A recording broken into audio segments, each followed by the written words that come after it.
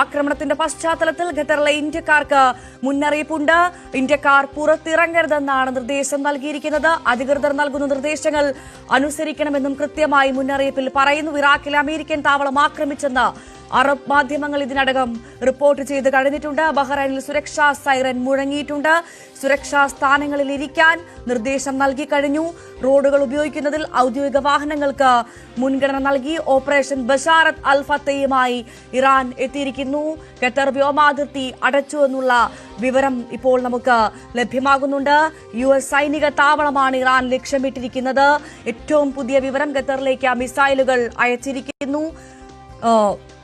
പ്രതിരോധ സെക്രട്ടറിയുടെ നേതൃത്വത്തിൽ അടിയന്തര യോഗം ചേർന്നുള്ള വിവരമടക്കം ഇപ്പോൾ വരുന്നു. വ്യോമപാത അടച്ചിരിക്കുകയാണ് ഖത്തർ എന്നുള്ള ഏറ്റവും പുതിയ വിവരമാണ്. ഖത്തറിലെ ഇന്ത്യക്കാർക്ക് മുന്നറിയിപ്പുണ്ട്.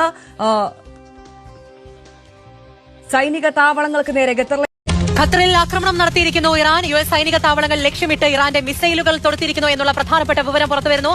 അധികാരികൾ നൽകുന്ന നിർദ്ദേശങ്ങൾ പിന്തുടരണമെന്നും പുറത്തിറങ്ങരുത് എന്നും ഇന്ത്യൻ എംബസി ഇപ്പോൾ നിർദ്ദേശം നൽകിയിട്ടുണ്ട്. മേഖലയിലും മിഡിൽ ഈസ്റ്റിലും പൂർണ്ണമായും ഇപ്പോൾ ഉള്ളത്.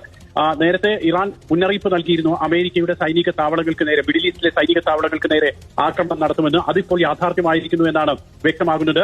ഖത്തറിൽ അമേരിക്കയുടെ ഗൾഫ് മേഖലയിൽ മൂന്നാമത്തെ വലിയ അമേരിക്കൻ സൈനിക താവളമാണ് ഖത്തറിലുള്ളത്. ആ സൈനിക താവളത്തിന് നേരെയാണ് ഇപ്പോൾ ഇറാൻ ആക്രമണം നടത്തിയിട്ടുള്ളത്. 6 മിസൈലുകൾ വർഷിച്ചു എന്നുള്ളതാണ് ഇറാൻ റിപ്പോർട്ട് ചെയ്യുന്നത്. ചില മിസൈലുകൾ ആകാശത്ത് വെച്ച് ഖത്തറിന്റെ ആകാശത്ത് വെച്ച് തന്നെ നിർവീര്യമാക്കുന്ന ദൃശ്യങ്ങൾ കൂടി നമുക്ക് അതിൽ കാണാൻ കഴിയുന്നുണ്ട്. ആക്രമണത്തിന്റെ ദൃശ്യങ്ങളിൽ കാണാൻ കഴിയുന്നുണ്ട്. ഏതായാലും സൈനിക താവളത്തിന് നേരെ ആക്രമണം ഉണ്ടായിരിക്കുന്നു.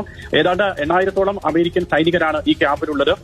അൽ ഉദൈദ് സൈനിക ക്യാമ്പ് എന്ന് പറയുന്നത് ദോഹയിൽ നിന്നും, തലസ്ഥാനമായിട്ടുള്ള ദോഹയിൽ നിന്നും വലിയ അകലെയല്ല, ഒരു വ്യവസായ മേഖലയിലാണ് ഈ സൈനിക ക്യാമ്പ് ഉള്ളത്. അവിടെ നിന്നുകൊണ്ടാണ് ഈ മേഖലയിൽ പൂർണ്ണമായും അമേരിക്കൻ സൈന്യത്തിന്റെ നീക്കങ്ങളെ, പ്രത്യേകിച്ച് വ്യോമസേനാ നീക്കത്തെ നിരീക്ഷിക്കുന്നതും നിയന്ത്രിക്കുന്നതുമൊക്കെ ഈജിപ്ത് മുതൽ ഏതാണ്ട് കസക്കിസ്ഥാൻ വരെയുള്ള മേഖലകളിൽ അമേരിക്കൻ വ്യോമസേനയുടെ നീക്കത്തെ നിയന്ത്രിക്കുന്നത് ഇവിടെയാണ്.